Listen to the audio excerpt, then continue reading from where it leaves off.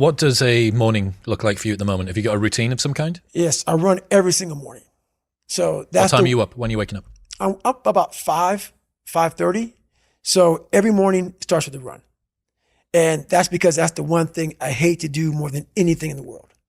So that's like my cup of coffee. And I'm all about armoring yourself.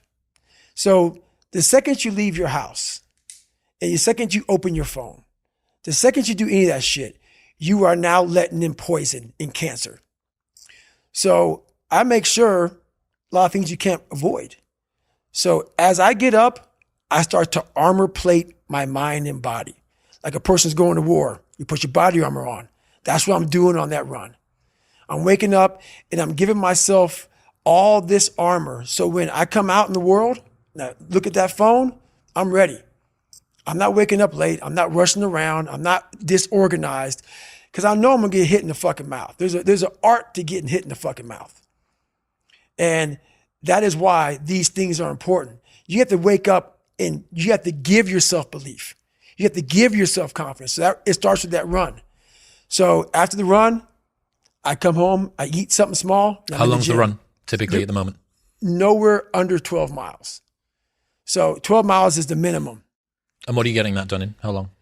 It depends. Right now I'm running heart rate. So I'm doing like 8:15s, 8:30s because I'm retraining right now. Because what's that? Is that zone 2 for you? Zone 2. Yep. Because of the leg surgery I had. So I'm going back, starting from scratch. So anywhere from about 1:30 to 2 hours, I run every day. Mm-hmm. So you're fasted on the morning? Yes. Up, straight out? Straight out. 90 minutes to 2 hours of running, back, yep. Eat, and I'm in the gym. So, and then after that, to whatever's on the plan for the day. That's how that works every day. Are you still doing your stretching? Because you've got every 2 hours of... Every night. 2 hours of meditation, 90 minutes to 2 hours of running. How long's the gym session? Depends, 45 to an hour and a half. Okay. Stretching, meditation, run, eat, gym. What? Is there something I'm missing, Jennifer? Oh, yeah. Yeah. Forgot about that. You cycle as well? Yeah. How long are you cycling? It just depends. I do stationary bike right now a lot. What are you using? Is it like a watt bike or something similar? Yeah, something similar. Yep. So I put my bike on a like trainer and I cycle. Yep. At least 3 or 4 days a week I'll do that. So that's your day. There is no room for anything else.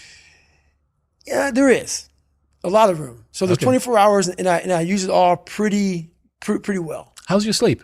What's your sleep like? It's really good. Okay. It is now. 8 hours-ish, something like that? 7-8 hours. Yeah. Well, you'd need to with this sort of volume. 7-8 hours. And you're still doing your stretching stuff? Every night. So you've got a 4-hour block basically of stretching and meditation? Well, no, that's all in one block. You combine the two, right? Yeah, that's all in one block. Cool. Yep. That's one hell of a day. It is. And it's been like that for 7 years. But going back to what you said before about needing to cap success, you wouldn't be able to fit even 1/10 of that in. Exactly. If you were chasing down. Exactly. Yep. That's exactly it. So if all that's fucked up, that's why I got to cap success because I can't put that in. And that's my growth factor. So, that's my human growth factor. You said before about how you build up self-esteem and confidence and stuff. And there's this quote from one of my friends, Alex Hormozy, that says, "You don't become confident by shouting affirmations in the mirror, but by having a stack of undeniable proof that you are who you say you are. Outwork your self-doubt." Yes. That's nailed. Nailed. Completely nailed. Yes. Because a lot of people will, and some of these motivational people out here, it's the funniest thing in the world to me. They'll go and say, when you wake up in the morning, pound your chest. Fucking look at yourself in the mirror and do all this fucking bullshit. I hope it works. What works for me is that everyday resume, the things I know I've accomplished, the things I know I've done, real hard work, the real calluses on my mind, the real calluses on my hands. That's it. You don't need to pound your chest in the mirror fucking anymore if you have that. It seems like, especially with confidence, right, or self-esteem, there's a relationship between confidence and competence. So what you're looking to do is try and have what you believe that you can do be ahead of what you can do. Right. Now, you're not looking for it to be delusional. You don't want it to be able to believe that you can do something like fly, right? But you need to have a relationship between the two. But what people are asking for is for their confidence to be so far ahead of their competence that, or without having even been competent at anything in the beginning. And that's just delusion. That's fantasy. Right. Well, I believe that you have to build belief. Belief is like, there's an after school special belief where the mom says, believe in yourself. And that's all great. But there's also a built belief. And the built belief is one where you are constantly, like for me, I came from a bad place. How I build belief is through the daunting tasks I put myself through. So that's proof positive that I can. So it correlates. And that's how this piece of shit kid I once thought I was built belief by saying, I was in 3 Hell Weeks. I went to Ranger School. I tried out for Delta Selection. Undeniable stack of proof. That is proof, motherfucker. So whenever you think you can't, the confidence comes from the thing that you built. You must build belief. You must build confidence. It can't be like, hey, I'm going to go knock that shit out. You got to look over here and say, I can knock that shit out. It's belief, and it's built on what you put in to yourself. Another friend sent me a message this morning knowing that we had this big thing that we've been working toward for a long time today. He said, Nietzsche said, I know of no better life purpose than to perish in attempting the great and impossible. The fact that something seems impossible shouldn't be a reason to not pursue it. That's exactly what makes it worth pursuing. Where would the courage and greatness be if success was certain and there was no risk? The only true failure is shrinking away from life's challenges. Nailed that one also. 2 for 2. Nailed that one also, man. Yeah, it's that dealing with laziness and self-doubt thing, I think. And I do wonder how many people use the look in the mirror, pound the chest, stare into your eyes, say your affirmations, don't get the results, and then lose confidence. Well, that's part of it. A lot of it is limited horizons. Limited horizons are like, I use me as an example always.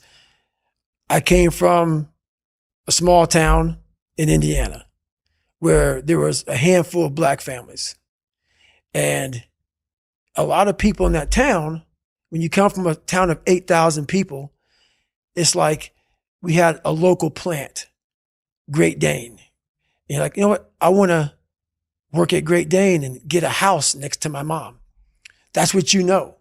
So many of us come from these small places in our mind that we're not willing to think outside of only what we've seen. Our mind works in such a small compartment. And one thing I was able to do was to dream. Many people, but don't make dreams your fucking master. But I was able to dream outside those fucking 4 walls of that small town.